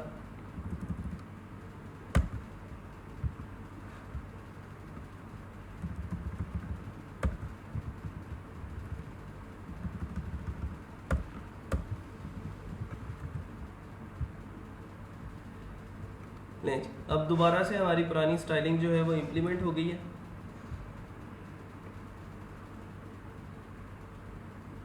اور اب دوبارہ سے ہم آتے ہیں ذرا کلاسز کے کانسیپٹ کی طرف. آئی ڈی کا کانسیپٹ جو ہے وہ کلیئر ہو گیا ہمارا. اب ہم بات کر رہے ہیں کلاسز کی. تو کلاسز میں ہم جو پراپرٹیز لکھ دیتے ہیں, ایک کلاس بنا کے ہم اس کے اندر جتنی بھی پراپرٹیز لکھتے ہیں وہ ساری کی ساری پراپرٹیز جا کے امپلیمنٹ ہوتی ہیں اس کلاس کے اوپر. اور ہم کسی بھی ایک سیکشن کو جو ہے وہ جا کے ہم لگا سکتے ہیں. کشمیر اسائن نہیں کیا ہوا ہے یار, کیا تو تھا. یہ دیکھو I D is equal to Kashmir لکھا ہے. اچھا, بہرحال چھوڑیں اس بحث کو, چھوڑیں اس کو, دیکھتے ہیں بعد میں. آج کا جو لیکچر ہے وہ ٹائم کم رہ گیا ہے, جو مین ٹاپک ہے اس کو کور کر لیں, پھر اس کے بعد دیکھتے ہیں. اچھا, ابھی ہوا یہ کہ کلاس کیا ہے کہ کلاس ہم ایک بنا کے رکھ لیتے ہیں. جیسے ہم نے اوپر یہ انٹرنل سی ایس ایس کے اندر ڈاٹ پہ ایک کلاس بنائی, اس کا اپنی مرضی سے کوئی نام رکھ لیا فیصل آباد, اور اس کے اندر ہم نے کچھ پراپرٹیز لکھ لی. اور یہ وہ پراپرٹیز ہیں جن کو ہم نے بار بار جو ہے وہ مختلف سیکشنز کے اوپر امپلیمنٹ کرنا ہے. ٹھیک ہے, تو میں نے کیا کیا کہ فیصل آباد کی کلاس دو مختلف پیراگرافس کو اسائن کر دی. ایک تو پیراگراف ہے لاسٹ پہ, ٹھیک ہے, اور ایک پیراگراف یہ ہے درمیان میں. Class is equal to Faisal آباد اس پیراگراف کو بھی دے دی, اور class is equal to Faisal آباد اس پیراگراف کو بھی دے دی. اب دونوں پیراگرافس کے اوپر وہ جو اوپر تین پراپرٹیز لکھی تھیں وہ تینوں کی تینوں پراپرٹیز جا کے امپلیمنٹ ہو گئی. ٹھیک ہے, تو یہ کلاسز کا کانسیپٹ یہ ہے کہ آپ ایک دفعہ پراپرٹیز بنا کے رکھ لیتے ہیں اور اس کے بعد جتنے ایلیمنٹس کو چاہیں وہ کلاس جو ہے وہ لگا کے اسائن کر کے دیکھ سکتے ہیں. ٹھیک ہے, اس کی ایک ایگزامپل جو ہے وہ بہت اچھی یہاں پہ دی گئی ہے, اس کو ذرا خود بھی امپلیمنٹ کر کے دیکھتے ہیں. وہ یہ ہے کہ ایک اس نے ان آرڈرڈ لسٹ جو ہے وہ کریٹ کی ہے. اس کے اندر ایپلز, کیرٹس, گریپس اور یہ کچھ سبزیوں اور پھلوں کے نام جو ہیں وہ اس نے دے دیے. اور سبزیوں اور پھلوں کے نام دے کے اس نے نیچے دو کلاسز بنائی ہیں. فروٹس کو اس نے ریڈ کلر دے دیا اور ویجیٹیبل کو اس نے گرین کلر دے دیا, اور وہ کلاسز اس نے بعد میں مختلف قسم کی جو چیزیں ہیں وہ جا کے اس نے وہاں پہ جو ہے وہ امپلیمنٹ کر کے دیکھ لی ہیں. ہم یہاں پہ اس کو خود سے کر کے دیکھتے ہیں. سب سے اوپر آتے ہیں ذرا, باڈی کے اندر گئے, یہاں پہ ہم نے ایک یو ایل کا ٹیگ لکھا, ان آرڈرڈ لسٹ بنائی, اس کے اندر لسٹ آئٹمس کریٹ کی. ہم جو ہے وہ لسٹ آئٹمس کریٹ کر لیتے ہیں, تقریباً کوئی 6 لسٹ آئٹمس کریٹ کر لیتے ہیں, ٹھیک ہے. ایک میں ہم نے لکھ دیا پاکستان, ایک میں ہم نے لکھ دیا پنجاب, ایک میں ہم نے لکھ دیا انڈیا, ایک میں ہم نے لکھ دیا جی سندھ, ایک میں ہم نے لکھ دیا کے پی کے, اور ایک میں ہم نے لکھ دیا اور کوئی ملک کا نام ایران لکھ لیتے ہیں جی, آسان جو جن کی اسپیلنگ ہے, ٹھیک ہے. اچھا, اب یہ ہوا کہ ان آرڈرڈ لسٹ میں نے کریٹ کر دی 6 لوگوں کی, اور میں نے یہ کرنا ہے کہ اس میں جتنے ملکوں کے نام ہیں وہ گرین ہو جائیں اور جتنے صوبوں کے نام ہیں وہ ریڈ ہو جائیں, ٹھیک ہے. تو میں اوپر ایک انٹرنل سی ایس ایس کے اندر جا کے خود سے کچھ کلاسز کریٹ کر لیتا ہوں. یہاں پہ میں ڈاٹ پروونس کی ایک کلاس کریٹ کرتا ہوں, ٹھیک ہے. پروونس کی کلاس کریٹ کر کے میں نے اس کا جو کلر تھا وہ میں نے کر دیا ریڈ. پھر اس کے بعد میں نے ایک ڈاٹ کنٹری کی کلاس کریٹ کی اور اس کا کلر جو تھا وہ میں نے کر دیا گرین. لیں جی, بات سمجھ میں آ گئی ہے. اب میں نے یہ کیا کہ یہ کلاسز جو ہیں وہ رسپیکٹیو لوگوں کو جا کے اسائن کرنا شروع کر دیں. اب پاکستان جو ہے وہ کیونکہ ایک کنٹری ہے تو میں اس کو ایک کلاس دیتا ہوں کنٹری, COUNTRY, ٹھیک ہے. اور یہ والی کلاس کس کس کو دینی ہے؟ اس کے علاوہ ہمارے پاس انڈیا ہے, انڈیا بھی ایک کنٹری ہے, ایران ہے تو ایران بھی ایک کنٹری ہے. لیں جی, 3 کلاسز کنٹری کی دے دی. اس کے بعد یہ جو پنجاب والے بھائی صاحب ہیں ان کو کون سی کلاس دینی ہے ہم نے؟ پروونس کی, تو پروونس لکھ دیا ہم نے, ٹھیک ہے. اور یہ والی کلاس جو ہے وہ دوسرے لوگوں کو بھی جا کے اسائن کر دی. یہاں سے ہم نے سندھ کو اسائن کر دی اور یہاں سے ہم نے کے پی کے کو اسائن کر دی. تو اب دیکھتے ہیں ذرا اس سے کیا ایفیکٹ ہوتا ہے. سیو کیا, واپس آئے, تو اب یہ دیکھیں ہمارے پاس یہاں پہ لسٹ آئٹمس بن چکی ہیں, اور لسٹ آئٹمس کے اندر گرین اور ریڈ جو ہیں لسٹ آئٹمس کریٹ ہو چکی ہیں. جو ہمارے پاس کنٹریز ہیں ان کا کلر گرین ہے اور جو ہمارے پاس پروونسز ہیں ان کا کلر جو ہے وہ ریڈ ہو چکا ہے, ٹھیک ہے. کلاسز کا کانسیپٹ کلیئر ہو گیا. کلاسز میں اور آئی ڈیز میں کوئی اس کے جو ڈفرینس ہے ان دونوں میں کوئی فرق ہے اور ڈفرینس سمجھ نہیں آ رہا تو آپ لوگ پوچھ سکتے ہیں.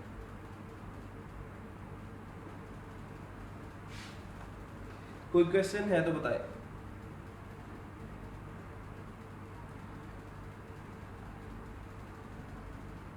آج وینسڈے ہے, کل کو انشاءاللہ ہم فائبر کو اور زیادہ ڈیٹیل میں ڈسکس کریں گے, اور پھر اس کے بعد ہم منڈے سے انشاءاللہ ورڈ پریس کا سٹارٹ کریں گے. اور ورڈ پریس کے جو لیکچرز ہیں بہت امپورٹنٹ ہیں اس کے بھی, اور آپ کا جو مین پارٹ ہے پورے کورس کا وہ فری لانسنگ اور ورڈ پریس ہی ہے, ٹھیک ہے. تو اس کو بھی بڑا آپ نے احتیاط کے ساتھ جو ہے وہ لے کے چلنا ہے.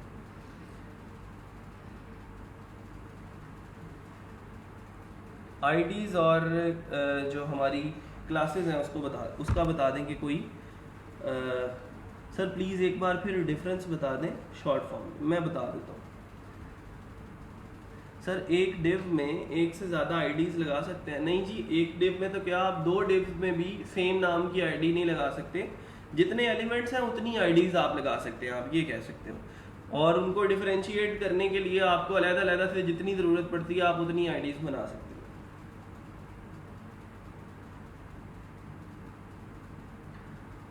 ہاں میں کر دیتا ہوں, رپیٹ کر دیتا ہوں. آئی ڈیز کو کیوں یوز کرتے ہیں جب کلاسز کا کام بھی سیم ہی ہے؟ نہیں سیم نہیں ہے مدثر، آپ کو ڈفرینس ابھی سمجھ نہیں آیا.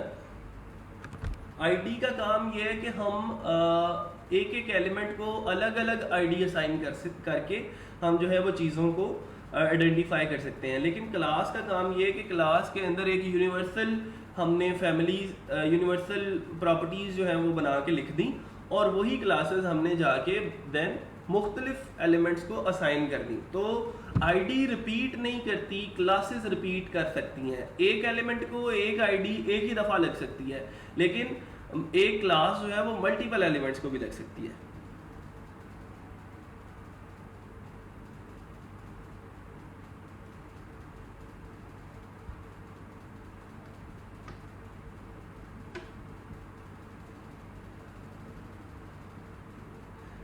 محسن علی کہہ رہے ہیں کہ سر اس HTML فائل کو ہم پبلش کیسے کر سکتے ہیں؟ اچھا، اب اگر آپ یہ چاہتے ہیں کہ آپ نے کوئی ویب سائٹ بنا لی ہے اور اس ویب سائٹ کو لوگ بھی آ کے دیکھیں اور لوگ گوگل کے اوپر سرچ کریں تو ان کو وہ پیراگراف وہ سارے کا سارا جو ڈاکومنٹ ہے یا وہ جو آپ نے ویب سائٹ بنائی ہے وہ نظر آ جائے، تو اس کے لیے آپ کو ایک ڈومین اور ہوسٹنگ جو ہے وہ خریدنی پڑتی ہے اور اس ڈومین اور ہوسٹنگ کے اوپر اس ویب سائٹ کو آپ کو پبلش کرنا پڑتا ہے.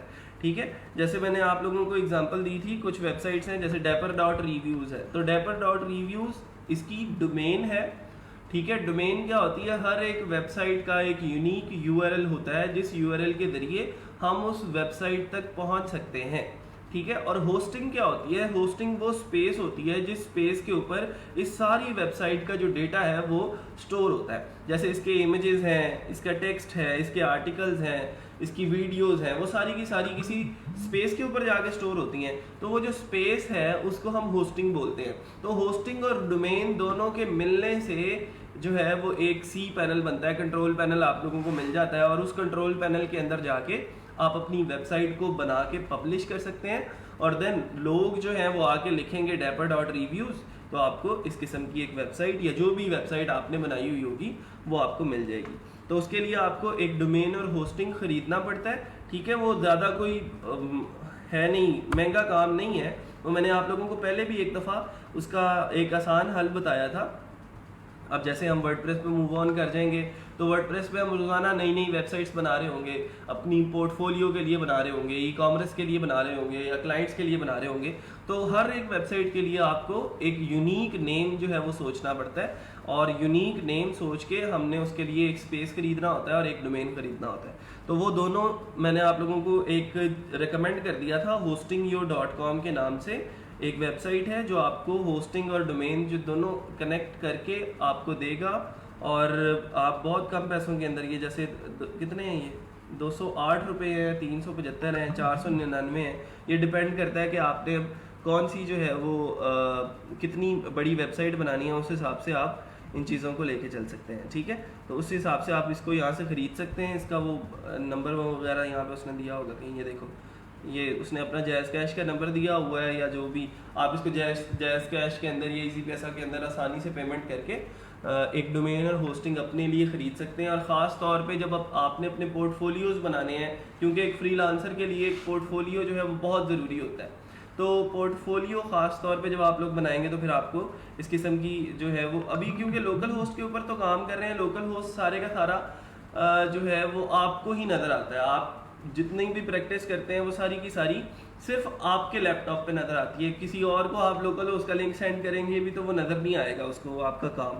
تو اگر آپ نے لوگوں کو دکھانا ہے اپنا کام، اپنی ویب سائٹ، اپنی پروڈکٹس، اپنا بزنس، تو اس کے لیے پھر آپ کو ایک لائیو سرور خریدنا پڑے گا. اور اس کو خریدنے کے لیے میں نے آپ لوگوں کو بتا دیا کہ سمپل آپ اپنی ڈومین نیم سلیکٹ کر لیں کہ کون سا ڈومین آپ نے خریدنا ہے.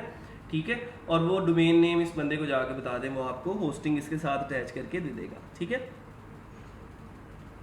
سر، ایک ہی ڈومین اور ہوسٹنگ پہ کتنی ویب سائٹس چل سکتی ہیں؟ ایک ڈومین پہ ایک ویب سائٹ چلے گی. جیسے dapper.reviews پہ dapper.reviews چل رہی ہے. سیفسکائی بنانی تھی تو اس کے لیے safsky.com علیحدہ سے ڈومین لی ہے. ٹھیک ہے،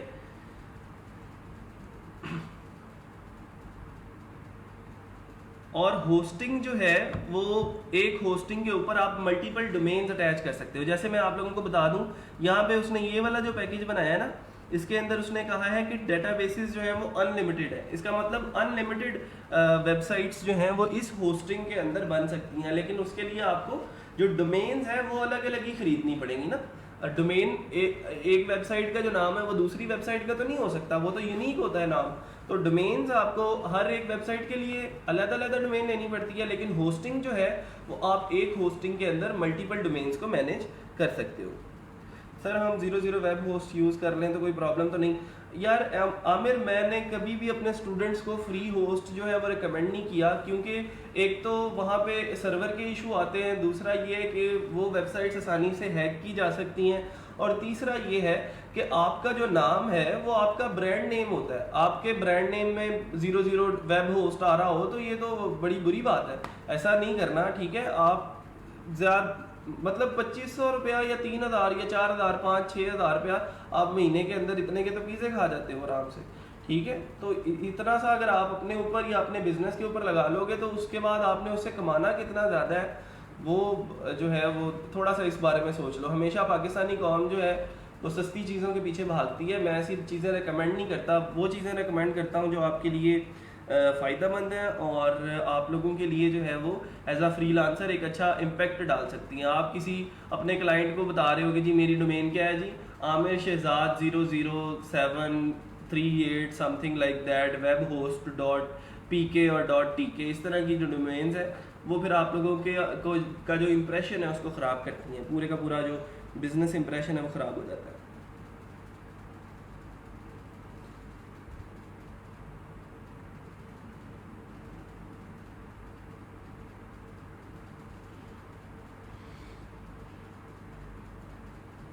ہاں, بن بابر کا سوال ہے کہ سر اگر ہم لوکل ہوسٹ پر ویب سائٹ بنا لیں تو اس کو ہم ٹرانسفر کر سکتے ہیں وہاں پہ؟ تو بالکل کر سکتے ہیں. آپ لوکل ہوسٹ پہ ایک پوری ویب سائٹ ورڈ پریس کے اندر بنا کے دین اس کو آپ ٹرانسفر کر سکتے ہو لائیو ہوسٹ کے اوپر, اور وہ بھی ہم سیکھیں گے اس کورس کے اندر کہ کیسے ہم نے ایک ہوسٹ سے دوسرے ہوسٹ پہ ایک ویب سائٹ کو مائگریٹ کرنا ہوتا ہے.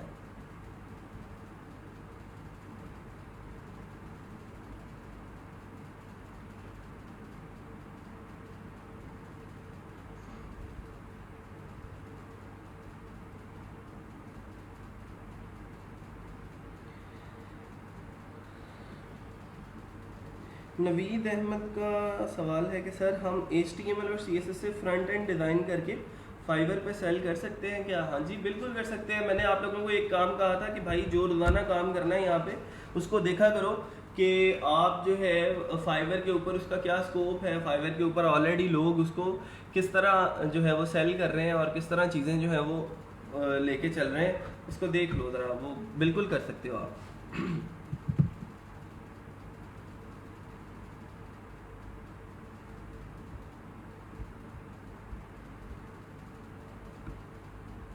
ٹھیک ہے جی, یہ بھی ہو گیا کلیئر اب ہوسٹنگ اور ڈومین. اور ٹھیک ہے, اور کوئی سوال CSS کے ریلیٹڈ ہے تو آپ لوگ پوچھ سکتے ہیں. کلاسز اور IDs ہماری کمپلیٹ ہو گئی ہیں.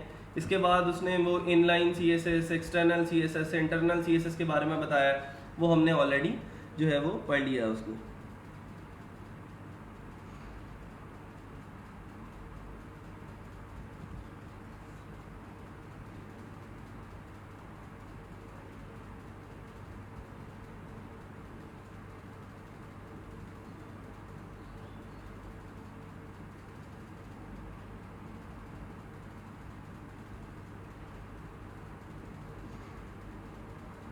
عمیر علی کا سوال ہے کہ سر ویب سائٹ بنانے سے بھی ارننگ ہو سکتی ہے وزٹرز کے اکارڈنگ؟ جی ہاں بالکل ہو سکتی ہے. یہ دیکھیں میں نے آپ لوگوں کو اس دن اگزامپل دی تھی, ایک ویب سائٹ ہے ہماری qteen.com جو صرف وزٹرز سے کماتی ہے, کہ جو ویب سائٹ کے وزٹرز ہیں وہ آتے ہیں اور کچھ آرٹیکلز یہاں پہ پڑھتے ہیں کورس کے ریلیٹڈ, ٹھیک ہے. موسٹ پاورفل کوٹس ہیں, جو بڑے بڑے لوگ ہیں, جو بڑے بڑے سیلیبریٹیز ہیں, ان کی کوٹس یہاں پہ ہیں. اب جیسے یہ عید الفطر آ رہی ہے اب آگے, تو عید کے ریلیٹڈ جتنی بھی وشز اور کوٹس ہیں وہ ساری کی ساری جو ہے وہ ہم اس کے اوپر پبلش کرتے رہتے ہیں. پوری ٹیم ہے جو یہاں پہ آ کے بڑے بڑے لوگوں کی کوٹس کو جو ہے وہ کاپی کرتی ہے اور یہاں پہ پیسٹ کر دیتی ہے اپنی ویب سائٹ کے اوپر, کیونکہ کوٹس کسی کی ملکیت نہیں ہوتی نا, اب مارٹن لوتھر کنگ نے جو 100 سال پہلے کہا تھا وہ آج تک امپلیمنٹیبل ہے اور لوگ اس سے سبق حاصل کرتے ہیں. ٹھیک ہے, مدر ٹیریسا نے جو کہا تھا وہ سارے کا سارا یہاں پہ ہم امپلیمنٹ کر سکتے ہیں. تو کوڈس کے اوپر کبھی کاپی رائٹ ایشو نہیں آتا. تو آپ ویب سائٹ بنا کے اس کے اوپر ایڈسنس لگا کے گوگل ایڈسنس کے ذریعے وزٹرز سے جو ہے وہ پیسے کما سکتے ہیں. آپ اپنی ویب سائٹ کے اوپر ایڈز لگائیں گے, ان ایڈز کو لوگ ویو کریں گے, کلک کریں گے اور اس سے آپ کو پیسے جنریٹ ہوں گے. ٹھیک ہے,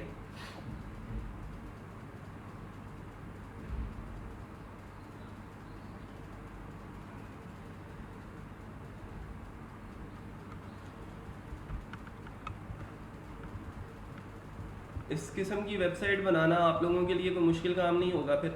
ٹھیک ہے, تو آپ آسانی سے کچھ امیجز وغیرہ لگا کے اس طرح کی ویب سائٹس بنا سکتے ہیں اور دین اس ویب سائٹ سے بھی پیسے کما سکتے ہیں.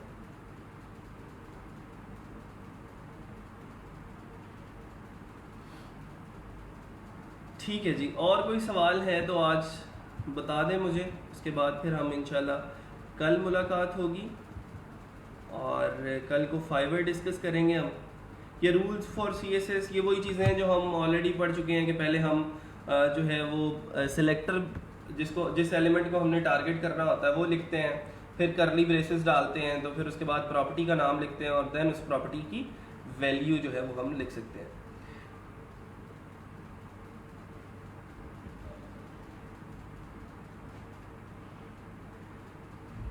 نیوز پر کاپی رائٹ آ سکتا ہے. نیوز جیسے آپ ٹیک نیوز کے بارے میں بات کرتے ہیں اگر, تو ہمارا ایک بلاگ ہے ہوٹ ریبٹ کے نام سے, hootrabbit.com. اس کے اوپر جو ہے وہ نیوز ہی پبلش کی جاتی ہیں, لیکن نیوز کو ری رائٹ کیا جاتا ہے. یہ بہت پوری دنیا کی نیوز جو ہے وہ اس جو ٹیک نیوز ہے وہ ساری کی ساری یہاں پہ پبلش کی جاتی ہیں. ناساز نیکسٹ مارس روور, ٹھیک ہے, پریزرونس فار اسکول اسٹوڈنٹس, نوبیا پلے, اس طرح کی جو چیزیں ہیں. ٹھیک ہے, اور کچھ ویڈیو لیکچرز ہوتے ہیں یہاں پہ. تو ٹیک کے ریلیٹڈ جتنی نیوز ہوتی ہیں وہ یہاں پہ پبلش کی جاتی ہیں. تو اس کو ری رائٹ کرنا پڑتا ہے آپ کو, کانٹینٹ کو آپ کو تھوڑا سا ری رائٹ کرنا پڑتا ہے اور دین آپ اس کو اپنی ویب سائٹ کے اوپر پبلش کر سکتے ہو. لیکن کوڈس کی بارے میں بات کروں, وشز کے بارے میں بات کروں, تو اس کے لیے آپ کو جو ہے وہ ری رائٹ نہیں کرنا پڑتا, آپ same as it is us code کو لکھ سکتے ہو. سر امیج کے اوپر کوئی ٹیکسٹ ایڈ کرنا ہو تو کیسے کر سکتے ہیں؟ ڈیزائنر کا کام ہے بھائی امیج کے اوپر ٹیکسٹ لکھنا. کینوا بھی جو ہے وہ یہ کام کر سکتا ہے, کینوا کے اوپر بھی آپ یہ کام کر سکتے ہو.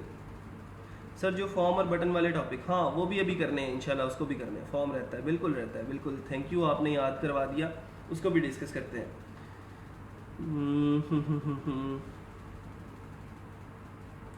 سر ڈی وی بھی ورڈ پریس کی طرح کانٹینٹ بلڈر ہے کیا؟ ڈی وی ایک تھیم ہے ورڈ پریس کا, ٹھیک ہے, اور اس کا ایک اپنا بلڈر ہے جس کے ذریعے ہم اس ورڈ پریس کی ویب سائٹ کے اندر کسٹمائزیشن کر سکتے ہیں. ٹھیک ہے, تو اس کو بھی انشاءاللہ پڑھ لیں گے.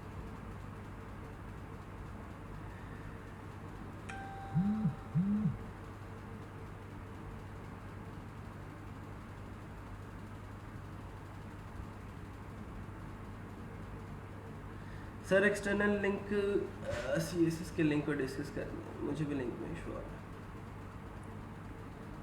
ٹھیک ہے, کینوا میں نیا والا بائی کروں گا تو پھر دے دوں گا, وہ جو پرانا والا ہے وہ ان کے لیے میں نے اب رکھ لیا ہے. ٹھیک ہے, جو ابھی ریسنٹلی میں نے بائی کیا ہے پاسورڈ چینج ہونے کے بعد, وہ میں نے پرانے اسٹوڈنٹس کو دے دیا. آپ لوگوں کے لیے میں نیا بائی کروں گا تاکہ اس کو چینج کر بھی لو تو میرے پرانے اسٹوڈنٹس کو کوئی افیکٹ نہ ہو. ٹھیک ہے, تو وہ میں جیسے ہی بائی کروں گا وہ آپ لوگوں کو دے دوں گا.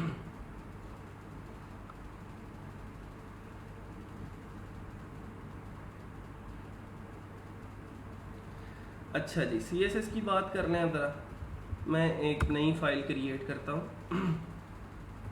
نئی فائل کریٹ کر لی ہم نے اور اس کو سیو کیا اپنے سی کے اندر, زیپ میں ایچ ٹی ڈاکس کے اندر. یہاں پہ میں نے new dot H T M L کے نام سے فائل کریٹ کر, اس کے اندر کچھ چیزیں لکھیں. یہاں پہ آ کے میں نے ایک نئی فائل اور کریٹ کر لی. اس کو سیو کیا htdocs کے اندر ہی style.css کے نام سے.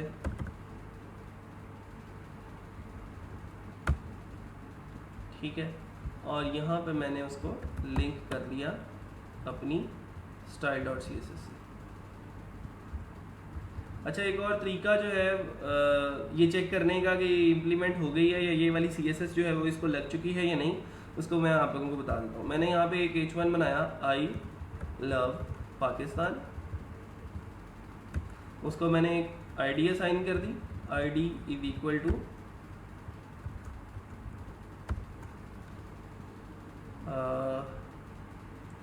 اس کی ID کو رکھ دیا نام ہم نے ABC, کچھ بھی نام رکھ دیں. یہاں پہ ہم نے اس کو کال کیا #ABC سے. #ABC سے کال کرنے کے بعد میں نے اس کا جو کلر تھا وہ ریڈ کر دیا. ٹھیک ہے, واپس آتے ہیں لوکل ہوسٹ پہ. تو لوکل ہوسٹ پہ میں لکھتا ہوں, اس فائل کا نام کیا رکھا تھا ہم نے, new.html. تو اب یہ دیکھیں ذرا, یہ فائل جو ہے وہ آ کے امپلیمنٹ ہو گئی ہے. تھوڑا سا صرف پاتھ کا مسئلہ ہے میرا خیال ہے, اور کیشے کا مسئلہ ہے, اور کوئی مسئلہ نہیں ہے. تو اس طرح جو ہے وہ آپ لوگ کر سکتے ہیں. دوسری چیز یہ ہے کہ آپ اس کے اوپر اس پیج کے اوپر آ کے رائٹ کلک کریں گے, ویو پیج سورس کے اوپر جائیں گے, تو یہاں پہ آپ لوگوں کو href کے اندر style.css کا ایک لنک مل رہا ہوگا. اس کے اوپر کلک کریں گے تو آپ لوگوں کو وہ فائل کھلی ہوئی مل جائے گی, اور آپ لوگوں کو پتہ لگ جائے گا کہ اس کے اندر کون سا کوڈ کیا ہوا ہے. تو اس سے اس کوڈ سے آپ لوگوں کو آئیڈینٹیفائی ہو جائے گا کہ کون سی style.css جو ہے وہ اس فائل کے ساتھ لنکڈ ہے. ٹھیک ہے, لیں جی, کلیئر ہو گیا. پھر آج کے لیے اتنا بہت ہے. پھر اور کوئی سوال ہے تو آپ لوگ بتا دیں.